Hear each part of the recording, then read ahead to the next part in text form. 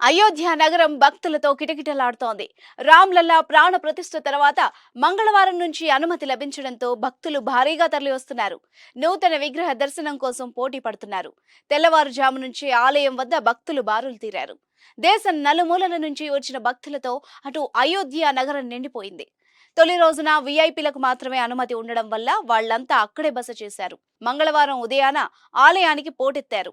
5 డిగ్రీల చలిని కూడా లెక్క చేయకుండా అర్ధరాత్రి నుంచే ఆలయ ప్రాంగణం ముందు నిల్చున్నారు. Gautam neuro care brain stroke, migraine, fits, brain and spine surgeries కి బెస్ట్ న్యూరో సర్జన్. ఈ తెల్లవారుజామున 4 గంటలకు గేట్లను తెరిచిన మరుక్షణమే లోపలికి పరుగులు తీయడంతో కాస్త గందరగోళం నెలకొంది.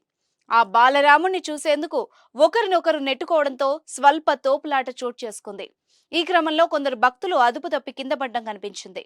ఉదయం 7 గంటలకు దర్శనాలు ప్రారంభమైనా అంతకంటే ముందే వచ్చి భక్తులు అక్కడ వేచి చూశారు. భారీ రద్దీ నేపథ్యంలో తగిన ఏర్పాట్లు చేయాలని భక్తులు కోరుతున్నారు. క్యూ లైన్లు లేకపోవడంతో తోపులాటలు చోటు చేసుకుంటున్నాయని, భవిష్యత్తులో ఇలాంటి ఘటనలు పునరావృతం కాకుండా చూడాలని డిమాండ్ చేస్తున్నారు. ప్రస్తుతం రోజులో 2 విడతల్లో అయోధ్యలో బాలరాముడు దర్శనాన్ని కల్పిస్తున్నారు. ఉదయం 7 గంటల నుంచి 11 గంటల 30 నిమిషాల వరకు తొలి దశ దర్శనం, ఆ తర్వాత మధ్యాహ్నం 2 గంటల నుంచి సాయంత్రం 6 గంటల 30 నిమిషాల వరకు బాలరాముడిని దర్శించుకోవచ్చు.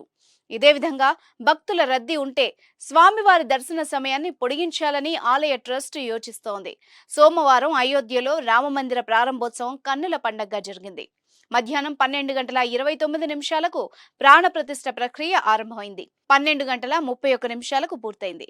మొత్తం 86 సెకండ్ల వ్యవధిలో ఈ కార్యక్రమం సాగింది. ప్రధానమంత్రి నరేంద్ర మోదీ రాములోరికి మొదటిగా పూజ చేశారు. విగ్రహం కళ్లకు కట్టిన వస్త్రాన్ని మోదీ తొలగించి కాటుకను పూశారు. దేశవ్యాప్తంగా ఉన్న ప్రముఖుల కుటుంబాలు అయోధ్యకు తరలి వచ్చాయి.